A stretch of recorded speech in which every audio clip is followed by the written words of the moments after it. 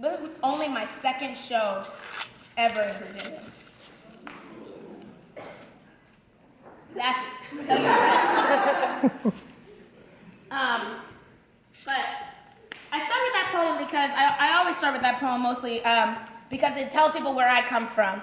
And I live up north in exile when nobody knows what sweet tea is or anything. And like, you know, I feel the need to explain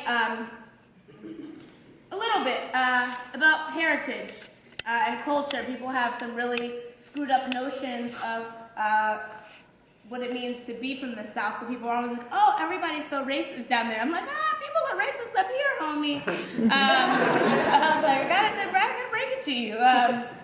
And I also start with that poem because, as you know, it was Halloween.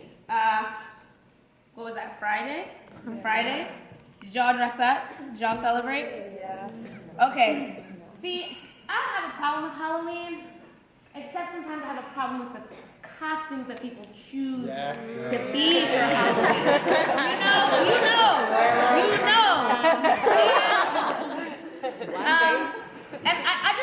So I talk a lot during performances. It doesn't mean I'm not going to perform too. I just, you know, poems give you fans, but talking gives you friends. So I like to talk. You know, I posted this thing on Facebook being like, you know, if you have to go as someone of a different race, that's cool. But please leave the black face, the red face, the yellow face, all that shit. Excuse me. Leave it at home. Like, it's just not. It's really harmful and it's really hurtful to people. And it's really harmful and hurtful to me. And I was like, and if you don't think that, well, that's cool. But the whole point of Halloween is for everyone to enjoy themselves. And you don't want to be that asshole. Like, you don't want to be that guy that like dressed up. You know? So I'm like, just chill. Take my word for it. Just chill out.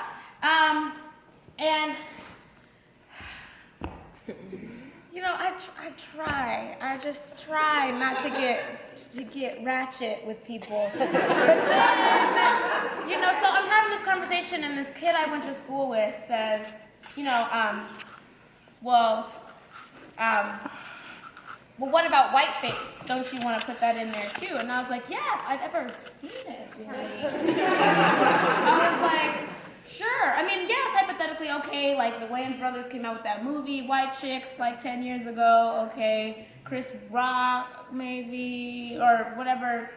I was like, but all in all, I was like, he was like, you think you're, it's a double standard, and this victim mentality that minorities are running around here with is actually working to enlarge the racial gap that you think exists.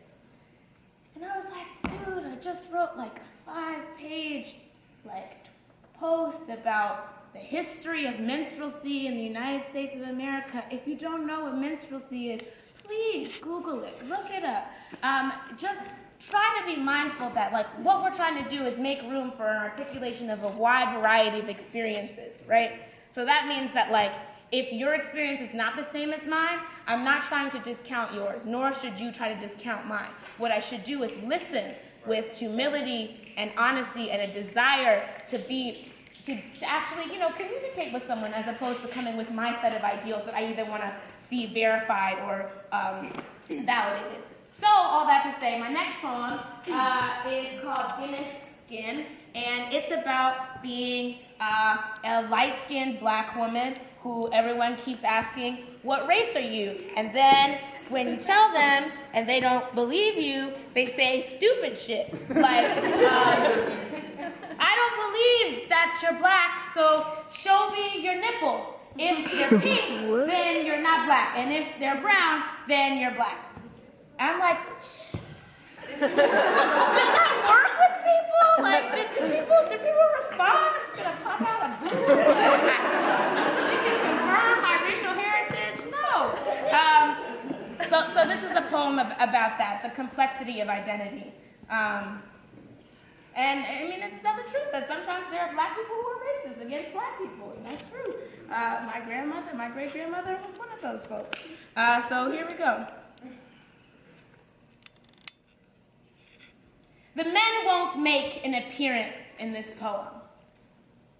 This is for the women who taught me how to read, who were charged with the task of preserving the family history but still left out of the bibliography.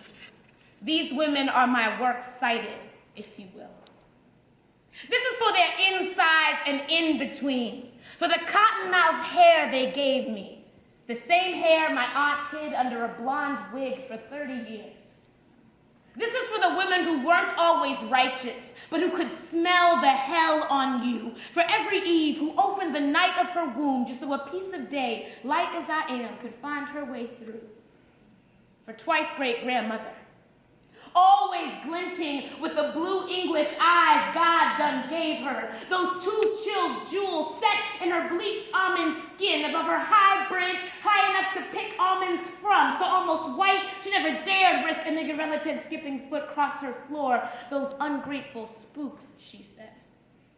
Always plotting with pocket knives, thinking about how they wanted to gouge the pretty heirlooms of rape straight out of her skull. She even hated plums for the stains they left against her lips. Kept a shotgun at the hip for the boys who wanted to come round threatening her sons, her blue shooting eye, tighter than the lid on distilling moonshine. Them boys better thank God they were stark white. And Grandma, wise enough not to press her ivory luck. Once great-grandmother, perfectly hairless otherwise, pinned a solid white waterfall by plaiting it long and lynch-like down her back. Her husband, who was black as an oil slick, seethed every time he caught a red man or a white man or a black man, anybody really smiling at her. Solid Indian she was. Ma said her braid hung low, a mass with its own body, swung low, so bright in some places the hair tinged green. Her husband kicked her out the house for cheating, though she was faithful as a chicken on a chain, and when he mysteriously caught fire in a barn one day, you better thank that gasoline grace she got all her 10 children back that very evening. She spent the rest of her days smiling through railroad teeth and eating Cocoa Puffs and cutting the heads off catfish. Grandma Doris calls it fuzz, what she rooches and fluffs and refuses to dye, head solid white. Past 78, you dress for your joints, but at 19, she was a fox. She said she be done mamboed on a chariot before she let another man see her legs and feet. I said, what now, old woman? She said honey died 27 years ago, so she don't shave no more. Got no stubborn naps to hold a grudgeful curl, but got surly words, had lovely table manners once, and good grammar, but bad teeth and a bad mouth, always talking about balls and cantaloupes with a K, and somebody's gapped crotch. Her grandmother is so vulgar. She's the most vulgar person I've ever met, sorry. Before Grandma Comer, just Adela, just 16, Pap's fresh cream white with incorrigible hip-length red hair. She worked outside the coal mines in Sawed-Off, Irvington, West Virginia. So Irish, her first mulatto boy was born on St. Patrick's. And from her, I got this Guinness-colored eyes, this whiskey skin, but Grandma ain't leave no white family in her wake. All her grandchildren were black, and her great-grandchildren, and her great-great-grandchildren, her stepchildren too, a church full of Negroes and a white lady's home going, Mama didn't cross state lines to put her in the ground, though she sent white gardenias to the funeral. See, Ma got class, but no taste. Just like the day she called the waitress a Russian bitch because she wouldn't serve our black asses no lemonade. And Ma worries. And she stays looking at me with her eyes like two big, beautiful, swollen grapes looking at me as if she were trying to make wine or something. A red bone vintage with skin so light, a nigga said he had to check my nipples to check my race, but you could see each one of their stories etched in my face, and Mama say I look like all the women in our family, especially when I wear my hair out and these tresses get to gossiping, this dense black argument, this thicket of rebels, this nest of vipers. We ain't no Medusas here, but each one of us got a stare that could cut glass. These women full of beauty and power and venom. These women who taught me how to weave and stitch and switch and swing and sing and sing and sing with cunt in my vocabulary.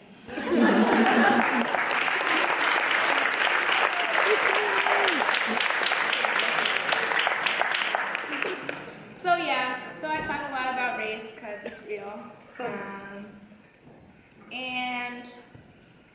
And also, like, if you ever want to dialogue with about something, especially about issues of race, we can talk. We can talk after the show. You can shoot me an email. You can ask me a question after the show, because like I'm not interested in like the whole phenomenon of like white guilt.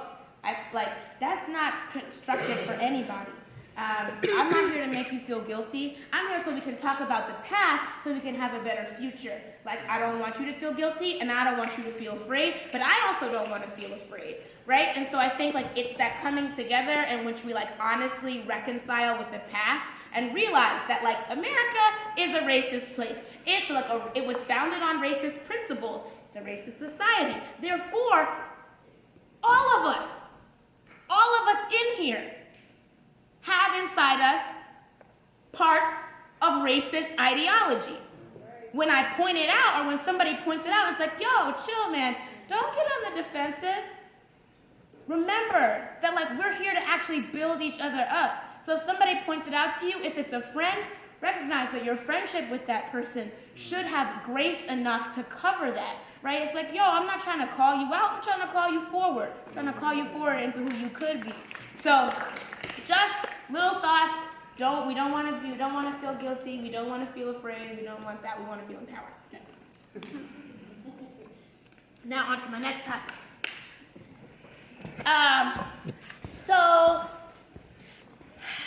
So one day I had to write this poem called That Girl. And have any of you? Yeah? Okay. So basically the poem, long story short, was like, yo, don't disrespect me. Like, long story short. And I wrote this poem because I think masculinity teaches, like, we always talk about, people ask me, are you a feminist or not? And I'm like, yeah. Kinda. That's me. Not that I'm not down, but like, I like to take a holistic approach. And so I'm like, I want to empower women. But in order to do that, I can't also like neglect that also involves men. And like the ways in which like masculinity is like harmful towards women, but it's also like our conceptions of masculinity is harmful towards women, but it also oppresses men. I'm like, yo, like I realize this, like I can cry about whatever I want to. I can get passionate and care about and invest in whatever I want to. But a lot of my male friends really feel constricted in that way. They're like, oh, if I care about, I don't know, something that's not considered stereotypically masculine, then I have to hide it from everyone. I have to pretend like I don't. I don't have to do that. Or like if I'm a guy and like if you're from my community, if you're a guy and you care about a girl, like you have to pretend like you don't like her. Like make sure she knows that she's just, low on the totem pole. Like in order for him to feel like, okay, now I'm doing my job as a man, now everyone's looking at me and I'm fulfilling my role. I'm like, yo, that's so terrible. If you love this person, you can't tell them, you can't show them because you're afraid. Oh, that's awful. So I wrote this poem to like empower men to like feel and be comfortable feeling, and like that's fine. Like I want you to be all in your feelings, like so I can be all in mine too. Like and so this poem is called Action Figure. And so it's for the men out here. Or boys if you don't feel like a man yet, that's fine.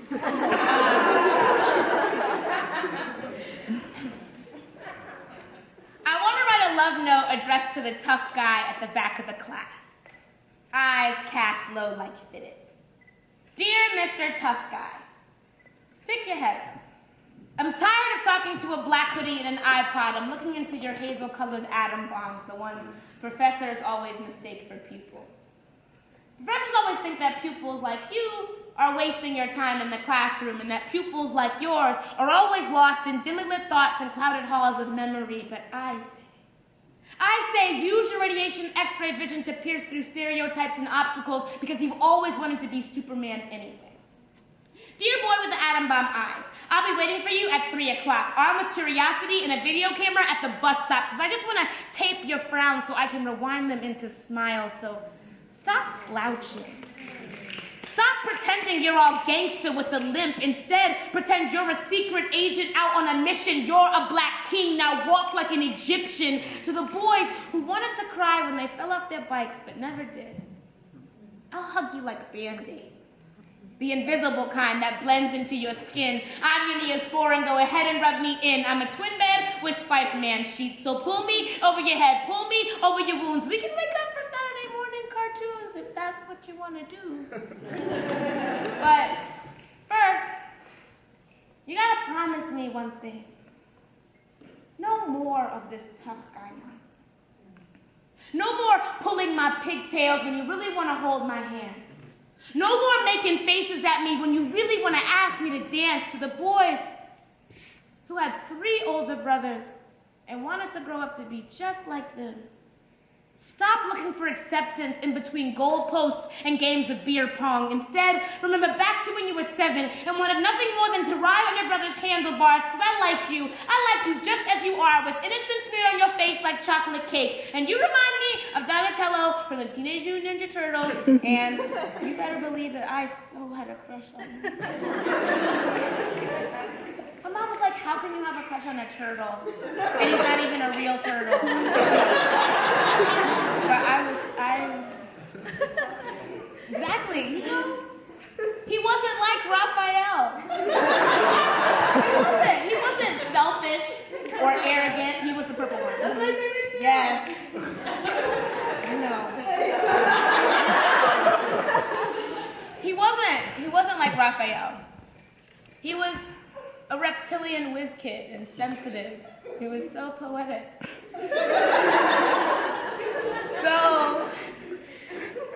So all the mutant turtles who had to become men before ever being boys, you're still wet behind the ears.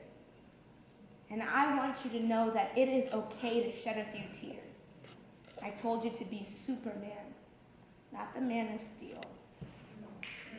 All you have to do to open your heart is smile with your rib cage. You've trained the muscles in your face to act hard, but the ones under your scars are involuntary, and I see them twitch and shudder under the strain. And when you think I'm not looking, your heart is pumping out a Morse code that's staring a flat line, saying, don't leave me, I need you. And then you act like you don't care, but I don't believe you, because it's just that your heartbeats and your mouth movements are simply out of sync. And I never went to med school. But I'm an open heart specialist and I can cure the arrhythmia. You're safe in my hands, and if your organs can't be saved, well, I'll strap myself to the table and give you a transplant. I will rock you in my arms. I will support you like a seesaw. You may fall, but I'll never let you hit bottom. To the little boys who just found out what masturbating's all about, obey the urge. Play with yourself for as long as possible, and maybe then you'll stay in touch with your private parts, I mean your emotions. And to the grown men who just found out what love's all about, go ahead, get giddy, get stupid, say the name over and over as if it were a nursery rhyme. Write 50 Christmas lists to Santa, cross your heart and hope to die. And after all that, still wait in a 5-hour line just to see them smile, because love is a lot of things, but love, it doesn't fit between thighs, but it grows inside of a womb. So get as close as you can to the moments when you carried nothing but shit in your diaper, when you carried none of the burdens that you carry now, when you were carried in the arms of a woman. I know you've forgotten how, but let down your guards. Be a rugrat again, and I will be your favorite doll. I mean, action figure.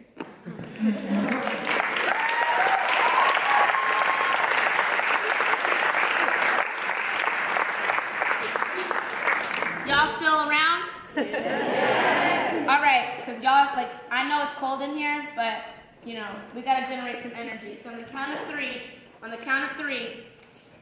okay? I'm gonna count. On the count of 3, I need everyone to stand up and maybe do a little wiggle. I'm gonna wiggle up here, but y'all gotta wiggle out there. Okay? On the count of 3. 1, 2, 3, wiggle!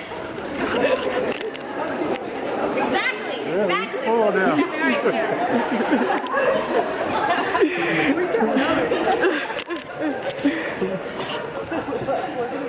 See, I know how not self-conscious an audience is if the majority of people get up and wiggle, which is great. But there's sometimes people All right, so this is a poem also about masculinity and about sexuality and all those kinds of things.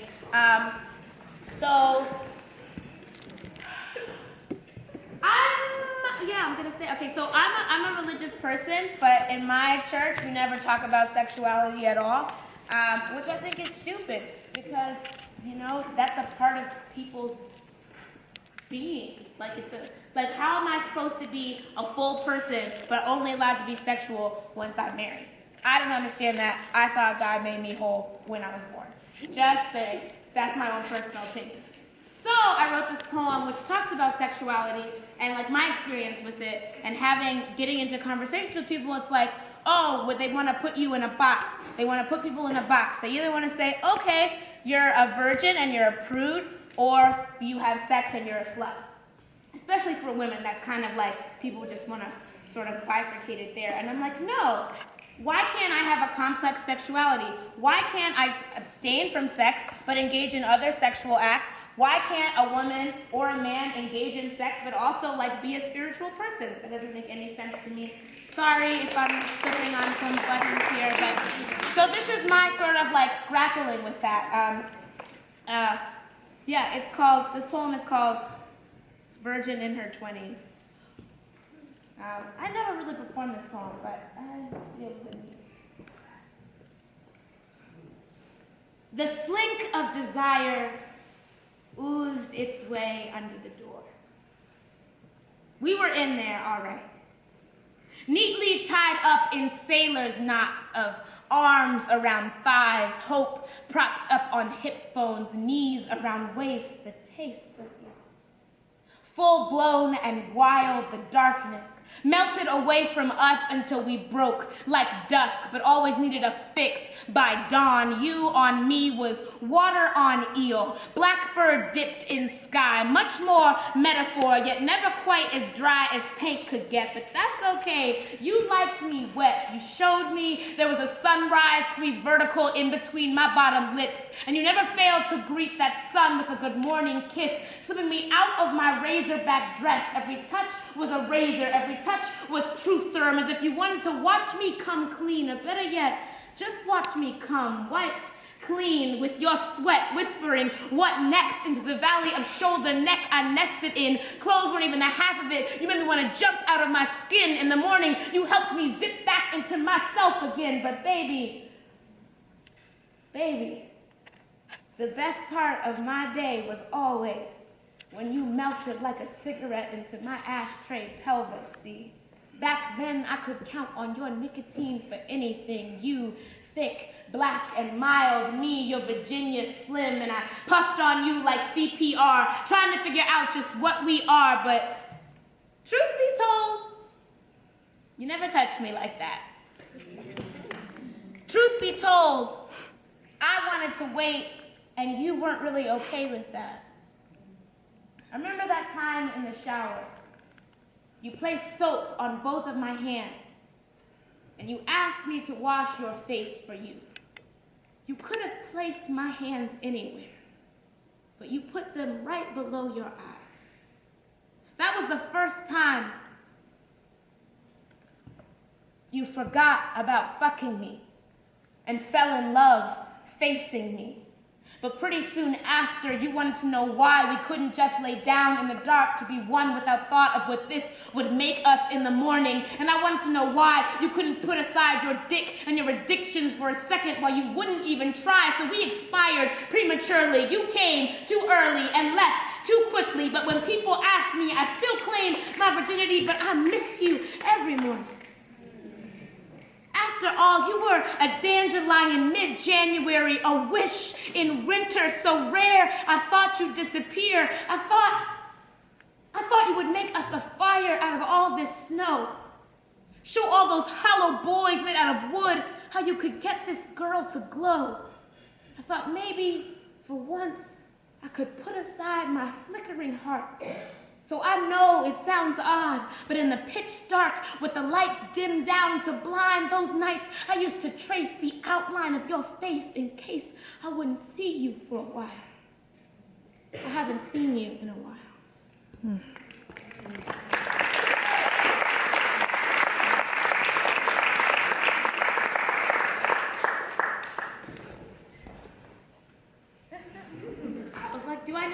next? Yes, I now have poems next. All right. Okay, so I write a couple love poems. I like love poems. I'm known as the love poet of the Driver's Road. How many of you guys have been in love one time? 2 times? 3 times? 4 times? 5? Dang, that's a lot. Well, I'm the one. I fall in love pretty easily because I think people are incredibly unique, right? Like, the universe, I don't believe is redundant at all. It makes one thing uniquely and perfectly the first time. And so when I look at people and I see how interesting and just like really idiosyncratic they are, I like fall in love and I can just like ride out with one good thing. You can be like, oh, I love your laugh, and that's it for me. But I also think there are other things that you can fall in love with besides people, like landscapes, cities, and like I fell in love with a city once or twice. And this poem is called Paris in the Rain, and I went to Paris with my mom after like this really bad breakup with this guy, and I was basically crying on every single street corner because it was so beautiful. I wasn't crying because I was like in love and this boy didn't love me. I was crying because like I felt like the city was healing me with like it's just like unique beauty, and I was just like weeping on every corner. My mom was like, get it together. I was like, I can't, I'm a poet. But I wrote this poem, and so I just wanted to say that if you're in love, or if you've ever been in love, or if you're not and you'd like to experience it and it goes badly, that's okay, because there's something out there that is going to be so magnificent, it will lift your spirits anyway, and like nothing can really steal that kind of joy from anyone, I don't think. This poem is called Paris in the Rain.